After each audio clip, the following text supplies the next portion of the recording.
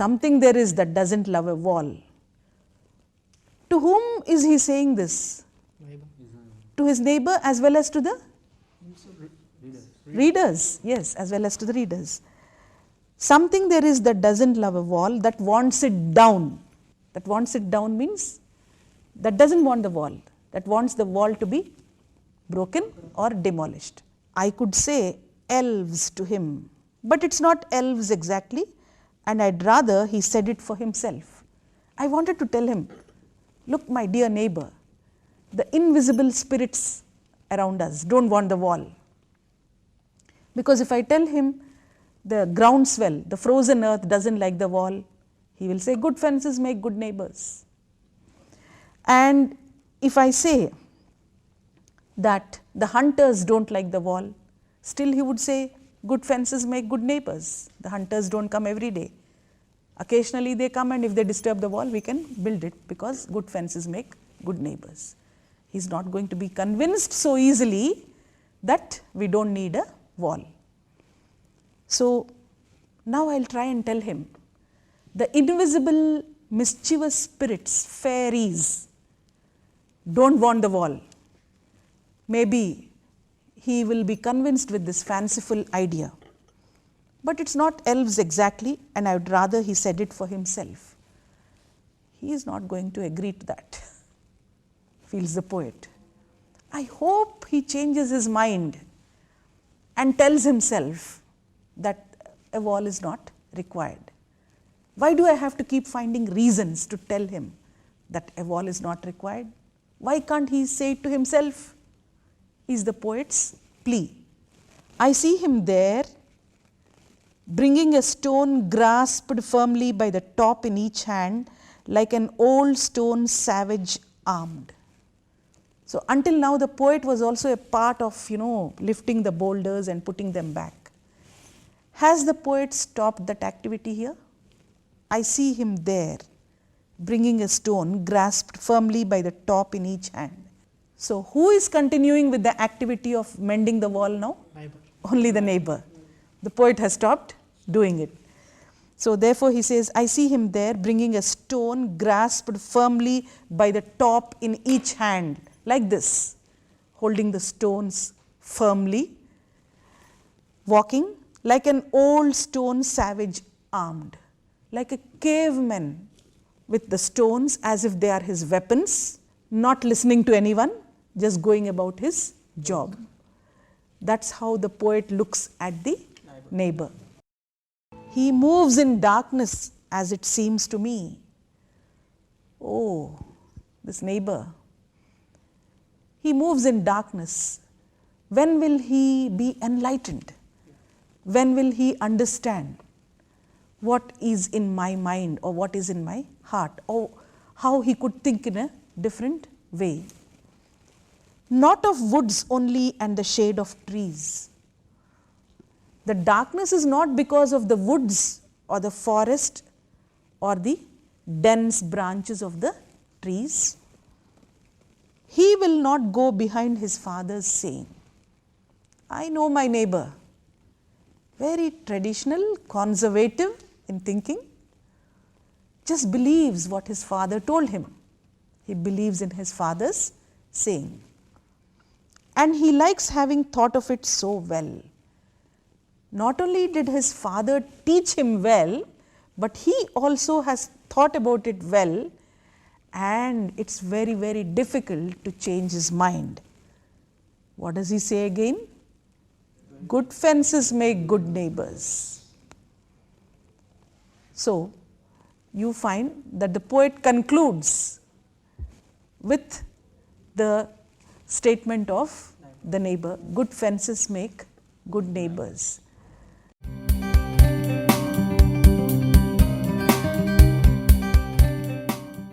To some extent, we feel that the poet has changed his mind. The poet who began saying something there is that doesn't love a wall and was finding reasons for not having the wall, finally perhaps is veered to his neighbor's idea that good fences are required, walls are required in order to maintain good neighborly relations. The poet made a compromise. Will you call it a compromise, or will you say that, will you think of it this way? Here is a simple situation in life between two neighbors who don't fight with each other, yet they are doing the same thing, building the wall, mending the wall. After some time, of course, the poet stops. But how does the poem end? Good fences make good neighbors, with the thinking of the neighbor. From a simple situation, if we could translate the thoughts of the poet into solutions for international problems, I think Robert Frost would have felt very happy if that kind of a change could be brought about in society by reading this poem. Okay, so from a very simple situation in life, that of having a wall between two neighbors, where the neighbor has a strong conviction that the wall should be there, because he reiterates in the poem, good fences make good neighbors. From that viewpoint, we have another viewpoint of the narrator or the poet, who keeps on telling us something there is that doesn't love a wall, which is somewhat the opposite view, and he tries to find reasons. He talks about the frozen earth, the dampness which causes the disturbance of the shape of the wall. Then he talks about the hunters who leap over the walls on their horsebacks. And then he talks about the elves in the spring season, the invisible forces in nature which don't like the walls. Tries to make the neighbor and the reader turn to his point of view by saying that there are so many things which don't love a wall, and even stops in the mending of the wall after some time, and quite in a very distant objective way comments upon the way his neighbor is bringing the stones, picking them up by the top and walking like a savage, uncivilized person, as if these stones were the weapons. I mean, you find it to be a very critical comment by the poet. He even goes to the extent of saying that he moves in darkness, some kind of ignorance. And he says also clearly that it's not of woods and the shade of trees. The darkness is not created by nature, but the darkness perhaps about his thinking like good fences make good neighbors. And then you find the compromise coming. He will not go behind his father's saying, and he likes having thought of it so well. He says again, good fences make good neighbors. You find the poem ending with a mark of respect towards the neighbor's ideas. He will not go behind his father's saying. That is, he will not give up what his father taught him, and he likes having thought of it so well. Look at the words, simple words he uses. Likes well. Likes having thought of it so well.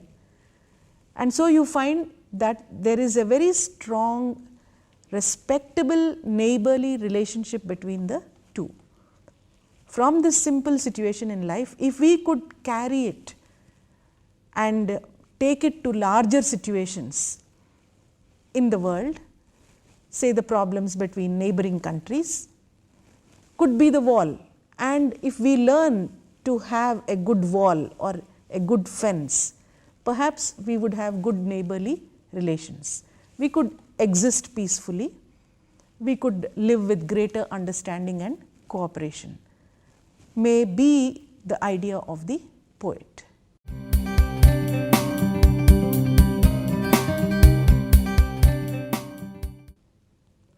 I would just leave the poem the rest of the time, a few minutes time, for you to discuss whether you would like to take the point of view that there should be no walls or good fences make good neighbors. I would like you to respond to that. Here, narrator examines the ideas and thinking of the neighbor. Okay. The neighbor is very firm and bold. That yes. Neighbor is very firm and bold, yes. And the poet wants to examine how firm and bold he is then he narrates about the neighbors. Yes. When he's coming with the he bricks. almost resorts to offense, you know. The poet says he's like a savage. He's like a savage. Yes. With arms in his hand, and he's in darkness. These are all a little offending. He's ignorant. He looks like an uncivilized man. This is what the poet is saying. It And then- indicates a good manner and attitude of the poet. Okay, okay. You know, making a good fences, or really maintaining a good relationship. Good between both. relationships. Okay, Definitely the poet can make good neighbors wherever he goes. okay. Definitely the poet will be able to make himself a good neighbor wherever he goes.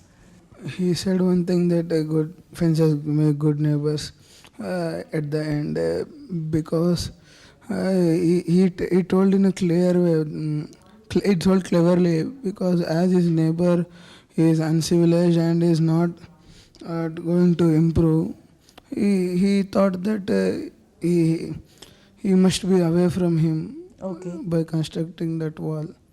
It is also good Maybe. for him. Okay, okay. What about you, Ramesh?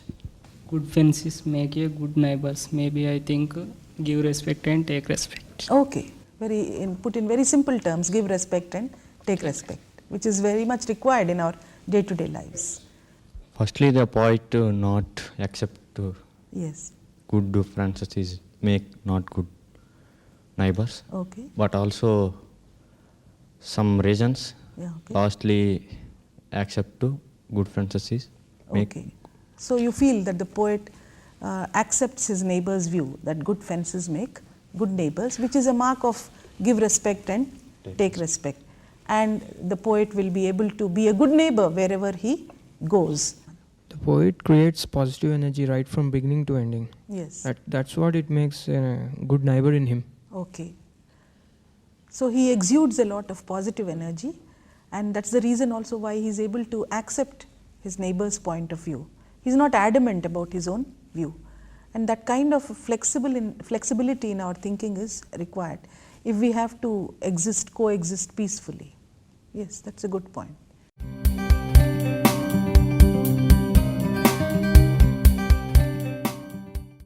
Okay, I'll ask you just a few questions which are very simple, and I don't want you to go to the poem or read the lines, but maybe just out of your memory, because we just finished the explanation and understanding of the poem, you will be able to answer these simple comprehension questions. How many kinds of animals are mentioned in the poem? Rabbits and dogs. Rabbits and dogs, And horse. cows, right. Three animals. To what does the poet liken the stones and boulders? What is the comparison he brings in? The stones and the boulders, how do they look? They are irregular in shape. Yes, but what is the word that the poet uses? They are like snowballs Balls. and loaves of bread. Yeah. Yeah, He doesn't use the word bread, but loaves Yeah. refers to bread, rectangular and long. So the boulders and stones look like loaves and balls. What does he mean by walling in or walling out? Letting the outsider coming in. It is called walling in. Okay. Going. Okay, that's a good explanation. Letting the outsider come in, that's walling in. What is walling out? Keeping the particulars out of the line. Yeah, keeping something out, Yeah. out of your space. Keeping something in your space, walling in. Keeping something out of your space. That is walling out. Do you think we need to do this, walling in and walling out?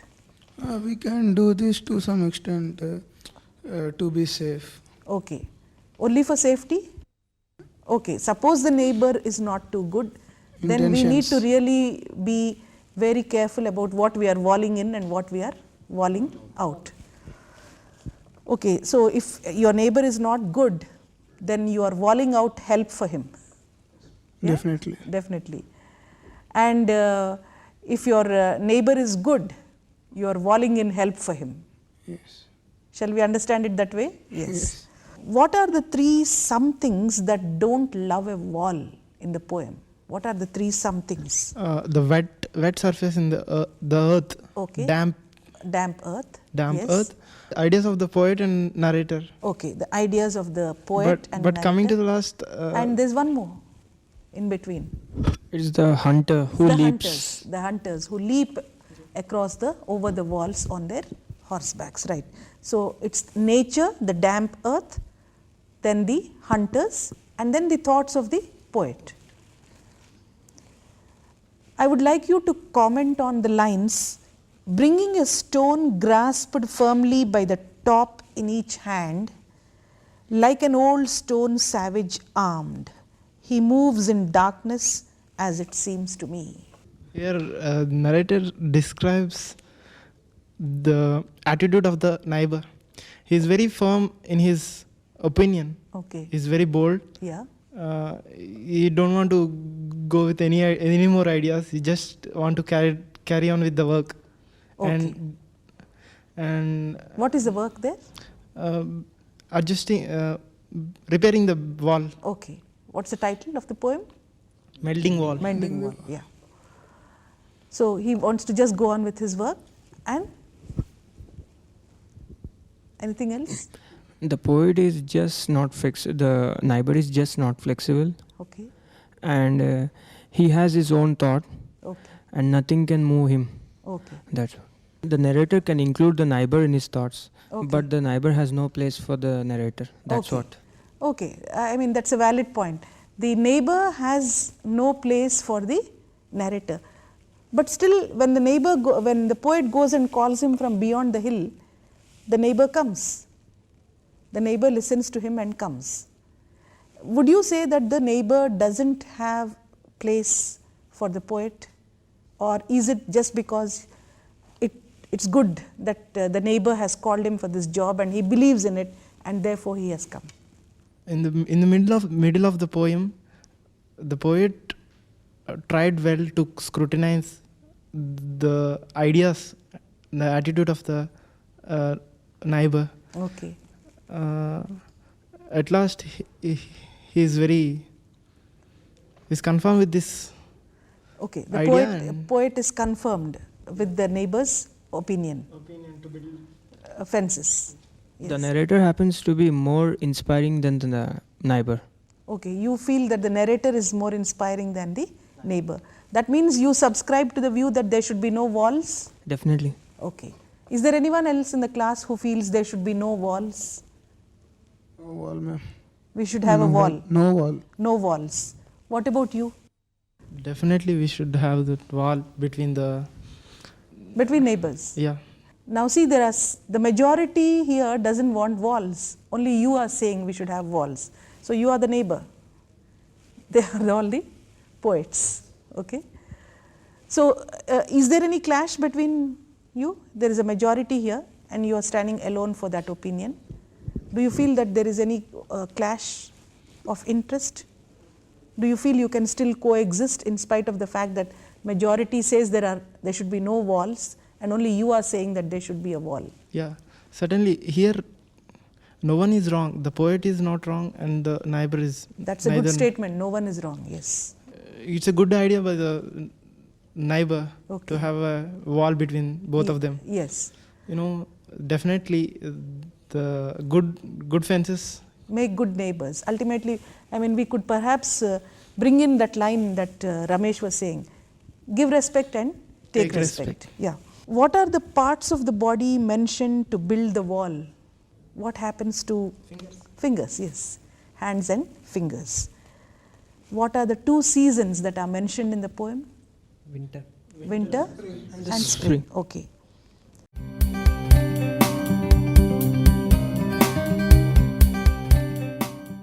There are some homonyms in this poem. Homonyms are words which are spelt in the same way and pronounced in the same way, but they have different meanings. A pair of homonyms means the same word, like for example, ruler, R-U-L-E-R. Ruler. Ruler could mean a king, an emperor. Ruler could also mean a scale. So that's a pair of homonyms. And you will find a lot of homonyms in this poem. Like for example, swell.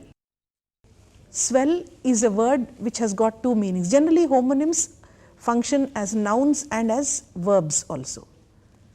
When you use the word swell as a homonym in the noun form, it means a sudden increase. Swell also means causing sudden increase. Okay, the verb form causing sudden increase. Then you have the word stone. Stone as a noun is an object. Stone as a verb, he was stoned to death. People stoned him. There is another word, spring. Spring as a noun could mean the name of a season. Spring also could mean a part. Springs also could mean jets of water.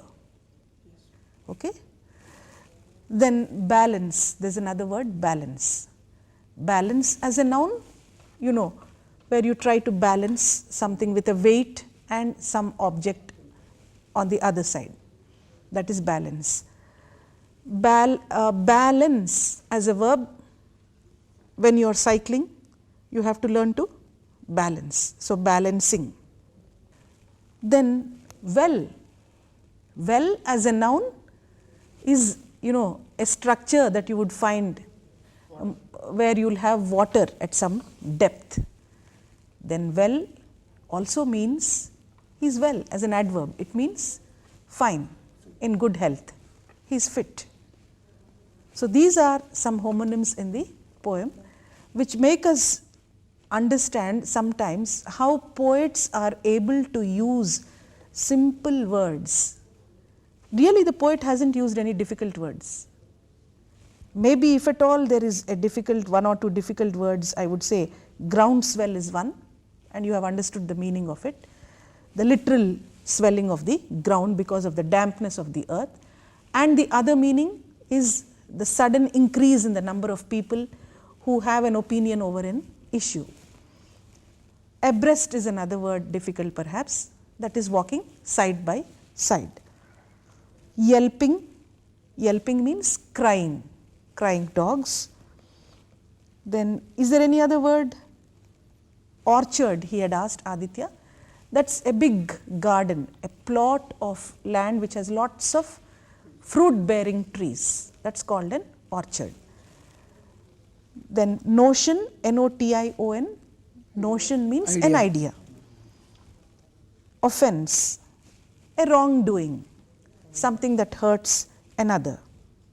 Elves, some invisible fairies or spirits that you can't see, but they do something. Grasped, to hold on to something. Yes, suddenly it strikes me, maybe there could be another meaning also for these two words. I see him there bringing a stone grasped firmly by the top in each hand, like an old stone savage armed. I see him there. Okay, it's easily understandable. I see him there bringing a stone grasped firmly by the top. I feel the interpretation could also mean, here is this man, the neighbor, bringing a stone, the idea that is fixed in his mind. Stone means something that is solid, immovable, fixed, not adaptable to any change, bringing a stone, grasped, sitting tightly, grasped firmly by the top, by the brain, as if the poet is really angry with his neighbor. I feel maybe that could also be another interpretation. In each hand. But then the moment he says in each hand, then the physical aspect comes, carrying the stone.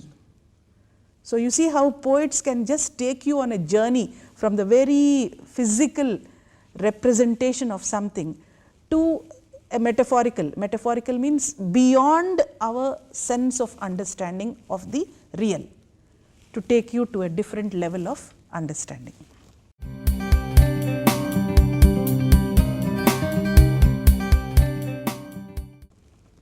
He moves in darkness. Darkness can have so many interpretations. Darkness could mean ignorance, Darkness could just mean no light. That is absolutely no light. Is not going in a proper manner. Without thinking. Without thinking. So that is all referring to the working of the mind, that darkness. Physical darkness means just no light at all, no daylight, no sunlight. That could be called as darkness. Yeah. Anything else you would like to know about the poem? Any more doubts? I feel the poet's life Yes. during his age, the society was not having good neighbors. You feel that during his age, the society didn't have good neighbors, but maybe the poet was lucky enough to have a good neighbor. Because we have that view, the conclusion of the poem is that the poet accepts his neighbor to be a good neighbor. Maybe Right. his idea is knowing more about the people, neighboring people Okay, around him, okay, and the mindset of them. okay. The poet is a little curious about the mindsets of his neighbors, and maybe he would like to know more and more about the mindsets of his neighbors. After having completed the poem now in the classroom, I wish that all of you go home, read it up immediately this evening, read it once or twice if possible, and try to tell the meaning of the poem to yourselves. Or if you find a nice student at home, a younger sister or brother, or even a neighbor, talk about this poem to that person. So these are small ways of enabling you to remember the poem, the ideas in the poem, and what you have learnt and understood, to stay fixed in your own thinking, in your own memory, so that just before the exam, 1 or 2 quick readings will help you just get refreshed for the examination. Good evening to all of you. You too, ma'am. Thank you.